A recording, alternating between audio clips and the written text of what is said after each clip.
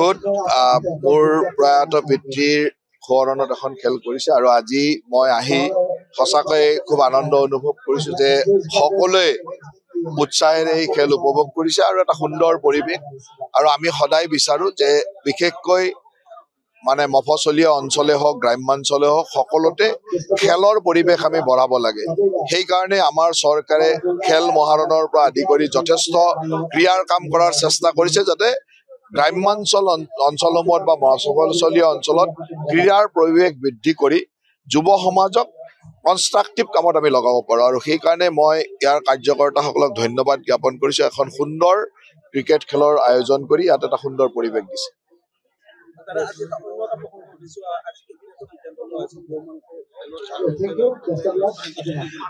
আমি আগতে এখন আইন আনিছিলো যে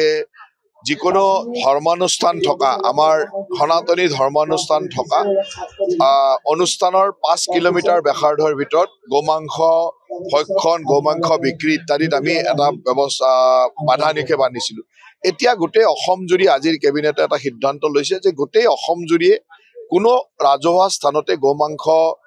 দিব নোৱাৰিব আৰু যিমান হোটেল ৰেষ্টুৰেণ্ট আদিত গোমাংস বিক্ৰী কৰে এই গোমাংস বিক্ৰীটোত আমি নিষেধাজ্ঞা আনিছো আৰু কোনো ৰাজহুৱা স্থান আৰু হোটেল ৰেষ্টুৰেণ্ট ইত্যাদি ক'তোৱে গোমাংস বিক্ৰী কৰিব নোৱাৰিব এইটো প্ৰয়োজন আছিল অসমৰ সমাজ জীৱনত এই কথাটোৰ প্ৰয়োজন আছিল আৰু আজিৰ কেবিনেটে এই সিদ্ধান্তটো লৈছে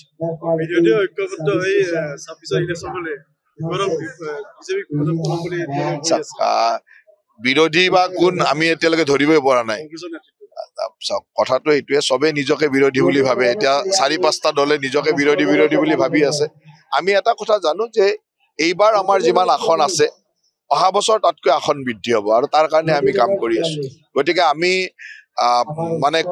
ইয়াত যে আৰু কোনোবাই চৰকাৰ বনাব সেই কথাটো কেতিয়াও ভবাই নাই আমি ভাবি আছো যে আমাৰ আসনখিনি কেনেকৈ বৃদ্ধি কৰিব পাৰি আৰু 100% নিশ্চিত যে অহা নিৰ্বাচনত ইয়াতকৈ আসন আমাৰ বৃদ্ধি হ'ব পঞ্চায়তত সাধাৰণতে কি হয় পঞ্চায়তত আমাৰ কোনো দলৰ মিত্ৰতাৰ কথা নাথাকে মিত্ৰতাৰ কথাটো এনেকুৱা যে ৰাজ্যিক পৰ্যায়ত আমি মিত্ৰতাৰ কথা নকওঁ স্থানীয় পৰ্যায়ত বিধানসভা পৰ্যায়ত বা জিলা পৰ্যায়ত বা মানে পঞ্চায়ত পৰ্যায়ত যদি কোনোবা মিলামিছা কৰি আমাৰ মিত্ৰ দলে খেলে আমাৰ তাত বাধা দিবলৈ নাই আমাৰ ক'বলগীয়া নাই কিন্তু ৰাজ্যিক পৰ্যায়ত মিত্ৰতাটো মানে যিটো মিত্ৰতা বিধানসভা বা লোকসভাত হয় তেনেকুৱা ৰাজ্যিক পৰ্যায়ত মিত্ৰতাটো নাথাকিব কিন্তু দলীয়ভাৱে বিভিন্ন ঠাইত কোনোবা জিলাত মিলি ল'ব পাৰে কোনোবা সমষ্টিত মিলি ল'ব পাৰে মিলাত সেইটোতো আপত্তি নাই যিকোনো খবৰৰ বাবে যোগাযোগ কৰক 7099017330 লগতে 7099017110 নম্বৰত